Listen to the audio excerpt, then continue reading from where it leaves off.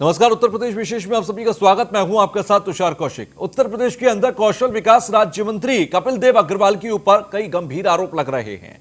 मंत्री कपिल देव अग्रवाल पर अखिलेश यादव भी अब बड़ा हमला बोलते नजर आए।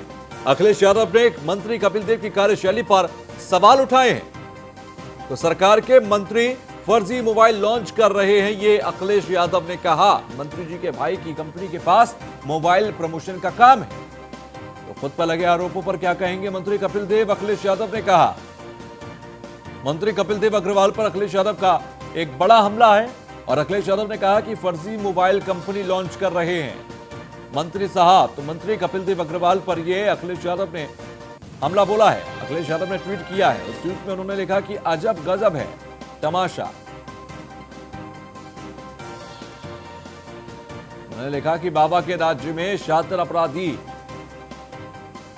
इन तमाम शब्दों का इस्तेमाल अखिलेश यादव की तरफ से किया गया है और अखिलेश यादव ने मंत्री कपिल देव अग्रवाल की कार्यशैली पर सवाल उठाए हैं। सरकार के मंत्री फर्जी मोबाइल लॉन्च कर रहे हैं। अखिलेश यादव ने कहा मंत्री जी के भाई के पास कंपनी के पास मोबाइल प्रमोशन का काम है।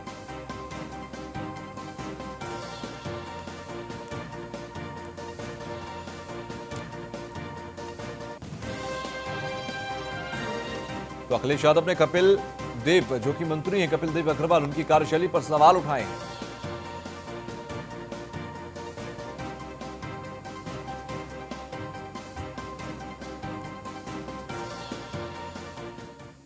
तो मोबाइल बेचने के लिए मंत्री जी ने गड़बड़झाला किया और प्रधानमंत्री और मुख्यमंत्री के नाम पर धोखाधड़ी कर रहे हैं मंत्री जी। आपको बता दें कि यूपी में राज्य मंत्री ने आपदा को अवसर में बदलने का काम किया। कौशल विकास राज्य मंत्री ने फ्रॉड में दिखाया कौशल और ऐसे में यूपी के राज्य मंत्री कपिल देव अग्रवाल पर कई गंभीर आरोप लगे हैं। डीलर बनाने के नाम पर करोड़ों का खेल की तैयारी में है। मोबाइल का पता नहीं है लेकिन डीलर बनाने के पोस्टर्स पहले से ही लगा दिए गए हैं। नई कंपनी की ब्रांडिंग के लिए खूब मेहनत कर रहे हैं मंत्री जी। मंत्री जी की भाई की कंपनी भारतीय एडवर्टाइजिंग के ऊपर जिम्मा है इस फर्जी मोबाइल कंपनी के ब्रांडिंग का। तो यूपी और उत्तराखंड में लगा दिए गए पहले स्वदेशी मोबाइल के होर्डिंग, पीएम और सीएम के फोटो लगाकर लोगों को झांसा दिया गया। पीएमओ और सीएमओ के संज्ञान में आने के बाद यह दर्ज हुई एफआईआर। मंत्री जी पर कार्रवाई करने से बच रहे हैं पुलिस के अधिकारी। पूरे मामले को छिपाने की कोशिश में जुटे हैं पुलिस के अधिकारी। मंत्री जी का मामला है तो कोई जानकारी भी देने को तैयार नहीं। तो मंत्री कपिल देव अग्रवाल ने अपने पद का क्या इस्तेमाल किया, ये सवाल कुछ हैं जो हम पूछना चाहते हैं सीधे कपिल देव अग्रवाल से। पद के प्रभाव से भाई की कंपनी को क्या ठेका दिलवाया गया? धोखाधड़ी के मामले में केस दर्ज पर मंत्री कपिल देव चुप क्यों हैं? मंत्री के भाई ललित अग्रवाल समेत 5 लोगों के केस का सच आखिर क्या है? क्या कपिल देव अग्रवाल ने अपने पद का दुरुपयोग किया, इस्तेमाल किया? पद के प्रभाव से क्या अपने भाई को ठेका दिलाया इस मोबाइल कंपनी का जिसकी लॉन्चिंग में वो खुद मौजूद थे? धोखाधड़ी के मामले में केस दर्ज है, इस पर मंत्री कपिल देव आखिर चुप क्यों है? सवाल यह भी है मंत्री के भाई ललित अग्रवाल समेत 5 लोगों के खिलाफ केस का ये सच आखिर क्या है?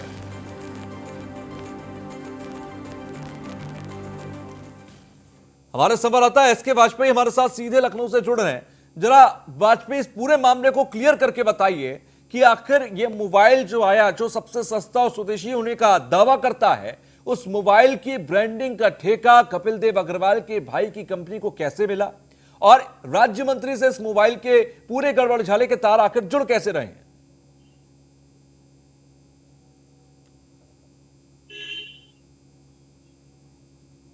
वाजपेयी, मेरी आवाज पहुंच रही है आप तक?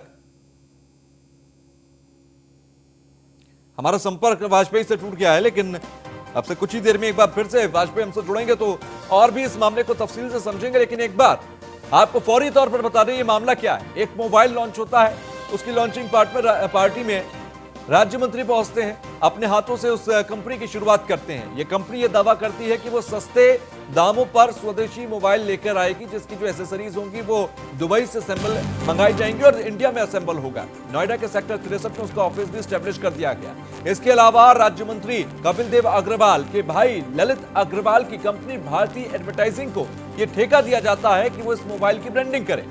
जो होर्डिंग्स पोस्टर लगाए जाते हैं उस पर साफ लफ्जों में लिखा जाता है भारत का पहला स्वदेशी फोन, और एक तरफ प्रधानमंत्री नरेंद्र मोदी तो दूसरी तरफ सीएम योगी आदित्यनाथ का फोटो लगा दिया जाता है।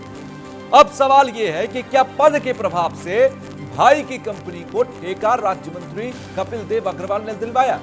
सवाल यह उठता है कि इस धोखाधड़ी के मामले में क्या कपिल देव अग्रवाल के हाथ भी सने हुए हैं? सवाल यह उठता है कि ये जो सस्ते मोबाइल का लुभावना लॉलीपॉप है जो कंपनी दे रही है, उसमें कोई बड़ा गड़बड़ झाला है और उस पूरे गड़बड़ झाले में राज्य मंत्री कपिल देव अग्रवाल ने अपने प्रभाव का इस्तेमाल किया, अपने पद का इस्तेमाल किया।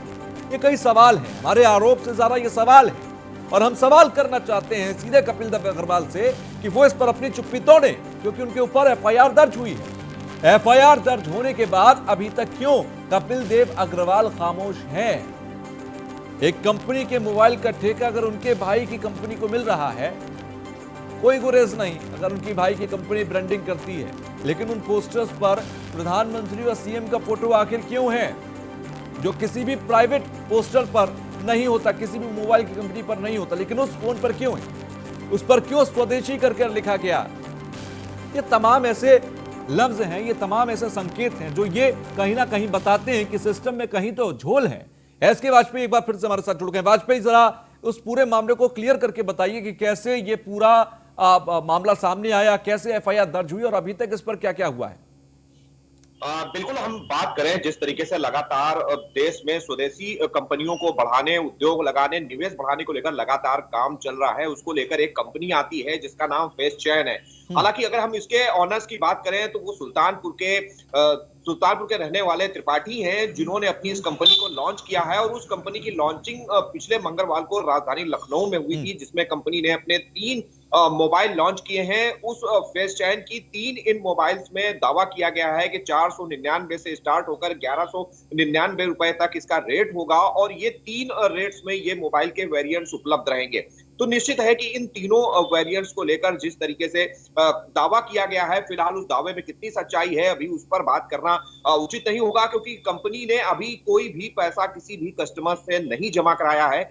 तो ये एक बड़ा सवाल जरूर है। हालांकि जो सारा विवाद है वो इस चीज को लेकर है कि कंपनी ने अपने प्रमोशन का काम एक भारतीय एडवर्टाइजिंग कंपनी को दिया है। उस कंपनी ने राजधानी लखनऊ केंद्र में की दूसरी कंपनी को एडवर्टाइजिंग का काम दिया है, जिसने राजधानी लखनऊ के विभिन्न इलाकों में पोस्टर्स लगाए हैं। उन पोस्टर्स पर सीएम योगी और पीएम मोदी का फेस यूज किया गया है। तो कहीं ना कहीं सारी चीजें वो इस चीज पर आकर अटक रही है जिस पर ये सारा बवाल हुआ है। जी बिल्कुल, लेकिन वाजपेयी अगर देखें जिस तरीके से लॉन्चिंग पार्टी में, क्योंकि देखिए सीक्वेंस को समझना बहुत जरूरी है वाजपेयी। पहले एक कंपनी आती है जो कि ये दावा करती है कि वो 400 से 1200 रुपए के बीच में 3 फोन लेकर आ रहे हैं और ये बहुत सस्ते फोन होंगे, स्वदेशी फोन होंगे। उसकी पार्टी में पहुंचते हैं 2 मंत्री, राज्य मंत्री कपिल देव अग्रवाल वहां पर मौजूद होते हैं। उसके एक हफ्ते के अंदर ही कपिल देव अग्रवाल के भाई को उस मोबाइल की ब्रांडिंग का ठेका दे दिया जाता है। पोस्टर्स लगाए जाते हैं ब्रांडिंग के, उसमें सीएम का और पीएम का फोटो लगा दिया जाता है और बीच में लिख दिया जाता है भारत का पहला स्वदेशी फोन। क्या इसको आत्मनिर्भर भारत, क्या इसको पद के प्रभाव के साथ लॉन्च करने की कोशिश की गई है? और राज्य मंत्री ने एक बड़े स्तर पर यहां पर अपने पद का इस्तेमाल किया, अपने भाई को ना सिर्फ ठेका दिलवाया बल्कि सरकारी एक कहना चाहिए अमली जामा पहनाते हुए इसको आगे बढ़ा रहे हैं और निजी कंपनी को फायदा पहुंचा रहे हैं।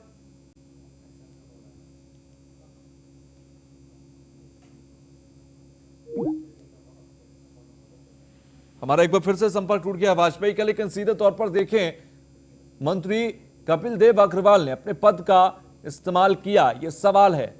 हमारा पद के प्रभाव से भाई की कंपनी को ठेका दिलाया है क्या, यह भी हमारा सवाल है। धोखाधड़ी के मामले में दर्ज केस पर मंत्री कपिल देव अग्रवाल चुप क्यों है, खामोश क्यों है, यह भी हमारा सवाल है। तो मंत्री के भाई ललित अग्रवाल समेत 5 के खिलाफ ये पूरा मामला चल रहा है और ऐसे में अभी मामले की तह तक जाने की कोशिश न्यूज़ 1 इंडिया लगातार कर रहा है। मंत्री कपिल देव अग्रवाल से भी हम लगातार संपर्क साधने की कोशिश कर रहे हैं, लेकिन खामोश हैं, अपनी एफआईआर पर खामोश हैं मंत्री कपिल देव अग्रवाल। तो मंत्री जी पर सवाल कि आखिर क्यों और कैसे अपने पद का इस्तेमाल उन्होंने किया, क्या हमारा यह सवाल है, हमारा आरोप नहीं बल्कि यह सवाल है कि क्या मंत्री कपिल देव अग्रवाल ने अपने प्रभाव का, अपने पद का इस्तेमाल करके अपने भाई को इस कंपनी का ठेका दिलाया? क्या राज्य मंत्री के पद पर रहते हुए अपने पद का इस्तेमाल किया, फायदा उठाइए? तस्वीर जो हम आपको दिखा रहे हैं, ये लॉन्चिंग पार्टी लास्ट मंगलवार कोई ये मोबाइल फोन्स लॉन्च हुए, बल्कि ये कंपनी के पहले मोबाइल फोन है, यानी कि कंपनी की लॉन्चिंग पार्टी हम मान सकते हैं। और कंपनी की मोबाइल लॉन्चिंग पार्टी में मंत्री खुद वहां पर मौजूद है। उसके एक हफ्ते के अंदर ही मंत्री के भाई की कंपनी जो है भारतीय एडवर्टाइजिंग, उसको एडवर्टाइजिंग का ठेका दे दिया गया। तो ऐसे में बड़े स्तर पर फायदा उठाया गया। ये आरोप मंत्री साहब के ऊपर लगे हैं। एफआईआर दर्ज हुई है, एफआईआर दर्ज हो चुकी है, लेकिन अभी तक अधिकारी राज्य मंत्री के ऊपर कोई भी कार्रवाई करने से बचते नजर आ रहे हैं, क्योंकि वो एक राज्य मंत्री हैं। कोई भी जानकारी मीडिया के साथ साझा करने को भी पुलिस के अधिकारी तैयार नहीं है। तो कौशल विकास राज्य मंत्री कपिल देव अग्रवाल, उत्तर प्रदेश के मंत्री, इनके ऊपर कई गंभीर आरोप लग रहे हैं। गड़बड़ झाले के आरोप लग रहे हैं, अपने पद के दुरुपयोग के आरोप लग रहे हैं।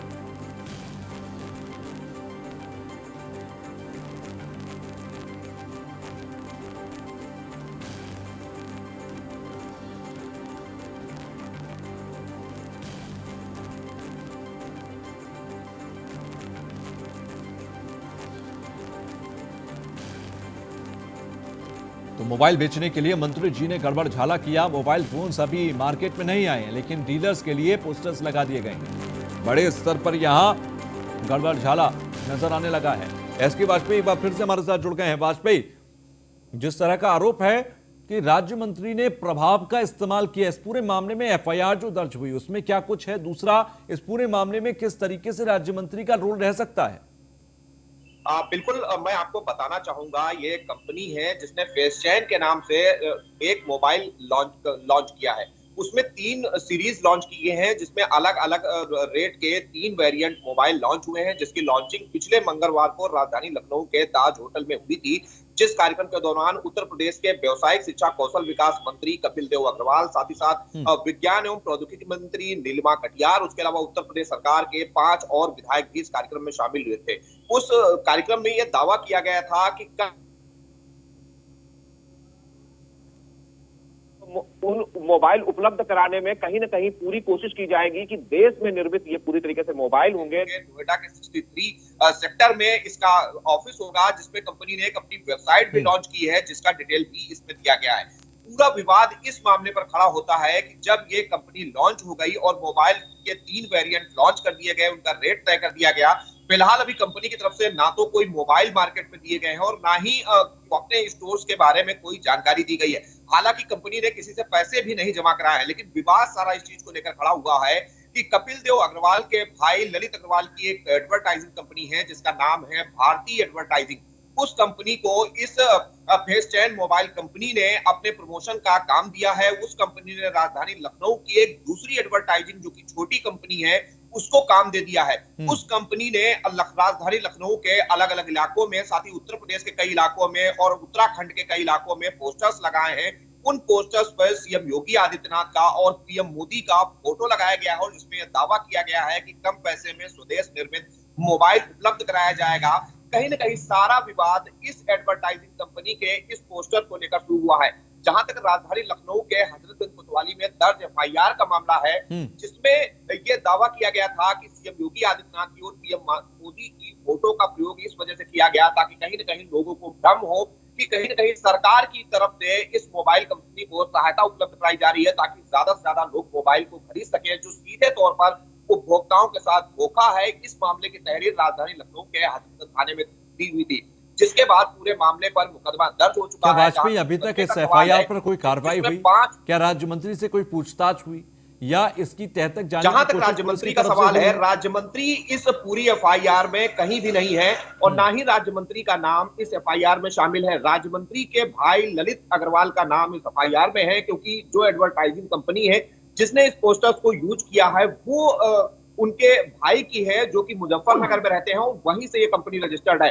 तो जो एफआईआर है, एफआईआर में 5 लोगों के नाम है, जिसमें ललित अग्रवाल का नाम है, साथ ही साथ में जो इंदिरा नगर निवासी जिसने लखनऊ में पोस्टर्स लगाए हैं उसके नाम है, और पैसे का लेन देन करने वाले 3 अन्य लोगों के भी नाम है, जिन्होंने इस प्रमोशन के लिए काम दिया था। लेकिन जहां तक सवाल मंत्री का है, तो मंत्री का सवाल सिर्फ इतना है कि उन्होंने कहीं न कहीं अपने भाई को ठेका दिलाने के लिए, ताकि वो प्रमोशन का काम उसको मिले, उसके लिए काम किया है, जिसको लेकर उनका नाम जरूर है, लेकिन एफआईआर में कहीं भी मंत्री का जिक्र नहीं किया गया है। जी ठीक है मैं आपको यहां पर रोकूंगा। आपको बता दें कि मंत्री जी का जिस बात का जिक्र अभी वाजपेयी ने भी किया कि एफआईआर में मंत्री का नाम नहीं है, लेकिन एक बात बहुत स्पष्ट है कि किसी भी स्तर पर प्रभाव का इस्तेमाल किया गया। अभी एक तस्वीर आप देखिए, ये इनब्लॉक नाम की कंपनी जो मोबाइल फोन लॉन्च करती है, उसके होर्डिंग्स आप देखिए।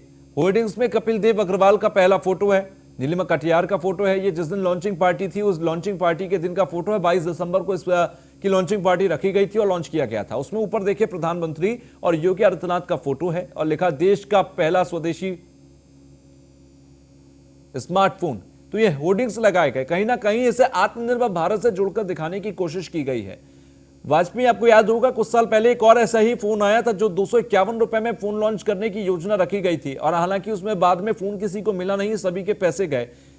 कहीं ना कहीं लोगों के मन में वो डर है और जिस होर्डिंग को जब आप देखेंगे तो लोगों को कहीं ना कहीं वही फोन याद आएगा। फ्रीडम 251 नाम से, अगर मैं सही हूं तो वो एक फोन का नाम रखा गया था। इसमें भी प्रधानमंत्री का चेहरा, सीएम योगी आदित्यनाथ का चेहरा यूज किया गया है। भारत का पहला स्वदेशी फोन, स्मार्टफोन यूज किया गया है। तो कहीं ना कहीं इसको वही रंग देने की कोशिश की गई।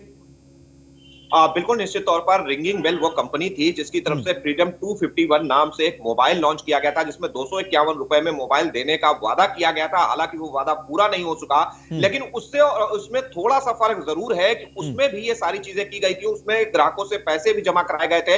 हालांकि फेसचैन कंपनी की तरफ से अभी कोई पैसा ग्राहकों से नहीं जमा कराया गया है। हाँ, ये वादा जरूर किया गया है कि 4,999 रुपए में सबसे सस्ता स्मार्टफोन कंपनी की तरफ से उपभोक्ताओं को उपलब्ध कराया जाएगा।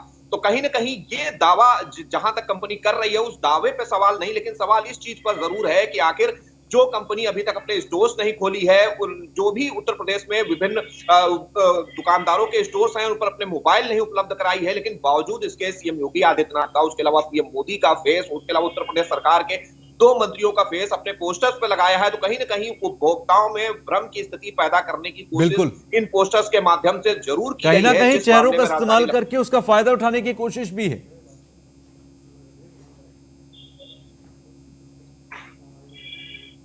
कहीं ना कहीं वाजपेयी, प्रधानमंत्री, सीएम योगी आदित्यनाथ के चेहरे का इस्तेमाल कर फायदा उठाने की कोशिश भी है।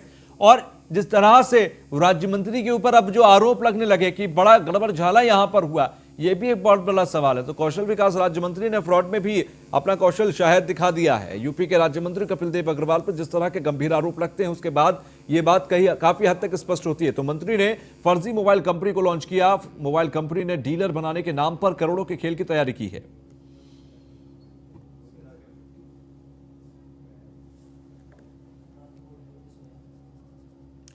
खबर अब लखनऊ से, जहां पर दलालों का नेटवर्क खत्म करने की तैयारी में है योगी सरकार। आरटीओ ऑफिस में ड्राइविंग लाइसेंस बनवाने से लेकर हर काम अब आसान होगा। वाहन संबंधी काम के लिए आवेदक को दलाल के पास जाने की जरूरत नहीं होगी। परिवहन विभाग प्रदेश भर के कार्यालय में आवेदकों की सुविधा के लिए खोलेगा सुविधा केंद्र।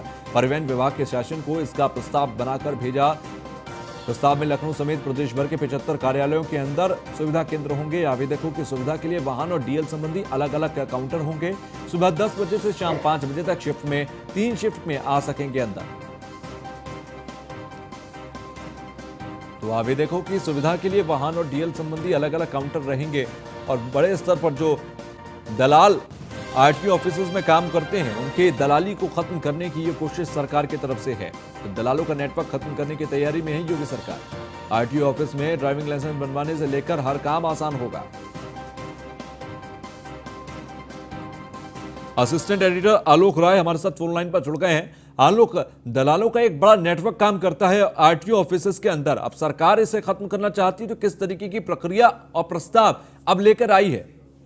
देखिए, दलालों का नेटवर्क आरटीओ पर लगातार हावी है। हालांकि इसके लिए कई बार कोशिशें की गई कि जो भी आवेदक आरटीओ ऑफिस जाते हैं उन्हें दलालों के चंगुल में फंसना न पड़े, उनके काम आसानी से हो जाए। लेकिन बावजूद इसके ये अभी तक सही संभव नहीं हो पाया है, क्योंकि दलालों का नेटवर्क लगातार जो है वहां पर मजबूत है। इसीलिए सरकार ने एक बड़ी कार्य योजना तैयार की है। खासकर योगी सरकार का एक बड़ा प्लान है कि जो भी उत्तर प्रदेश के 75 जिलों में आरटीओ ऑफिस है, वहां पर सुविधा केंद्र खोले जाएंगे और ये पासपोर्ट ऑफिस के सुविधा केंद्रों की तर्ज पर काम करेंगे। वहां पे बाकायदा ऑनलाइन टाइम स्लॉट मिलेगा आरटीओ ऑफिस में। और इसके अलावा आलोक से हमारा संपर्क टूट गया, लेकिन वो जिस तरह से प्रस्ताव का जिक्र कर रहे थे, सरकार को बेहद जरूरी है कि वो इतनी सख्ती करें कि दलालों का नेटवर्क ही तोड़ा जा सके। खबर अब आगरा से, जहां पर कृषि कानून के विरोध में हो रहे प्रदर्शन को एसडीएम ने कराया खत्म। कृषि कानून के विरोध में 6 दिन से चल रहा था धरना। तहसील केरावली क्षेत्र के गांव जयगारा में चल रहा था धरना प्रदर्शन। धरने को कई राजनीतिक पार्टी और किसान संगठनों का समर्थन भी मिल रहा था। 7 सूत्रीय मांगों को लेकर राष्ट्रपति और प्रधानमंत्री के नाम उप जिलाधिकारी को ज्ञापन सौंपा है। उप जिलाधिकारी और क्षेत्राधिकारी के आश्वासन के बाद धरने को समाप्त किया गया। कृषि कानून के विरोध में हो रहे प्रदर्शन को एसडीएम ने समाप्त कराया है। 7 सूत्रीय मांगों को लेकर राष्ट्रपति और प्रधानमंत्री के नाम उप जिलाधिकारी को सौंपा गया ज्ञापन। उप जिलाधिकारी और क्षेत्राधिकारी के आश्वासन के बाद धरने को समाप्त किया गया।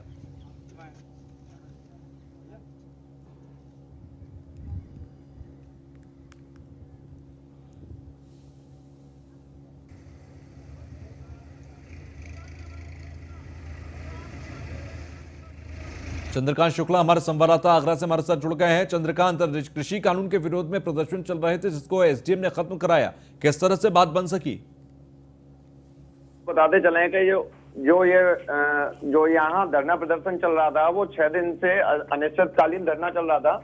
लेकिन उसके बाद में जब यहाँ एसडीएम और सीओ जब वहाँ पहुंचते हैं, उसके बाद में उनको मनाने का प्रयास किया जाता है। तो वहाँ जो धरने पर जो बैठे थे रोनी चार, उनके द्वारा 7 सूत्री मांगों को लेकर एक वहां पे ज्ञापन सौंपा गया और उसके द्वारा उन्होंने मांग की है कि यदि हमारी किसानों की अगर सहमति नहीं बनती है तो आगे जो धरना रहेगा वो अनिश्चितकालीन के लिए भूख हड़ताल पर जाने के लिए बाध्य होंगे, जिसकी जिम्मेदारी शासन और प्रशासन की होगी। ठीक है, चलिए, बहुत बहुत शुक्रिया हमसे जुड़ने के लिए।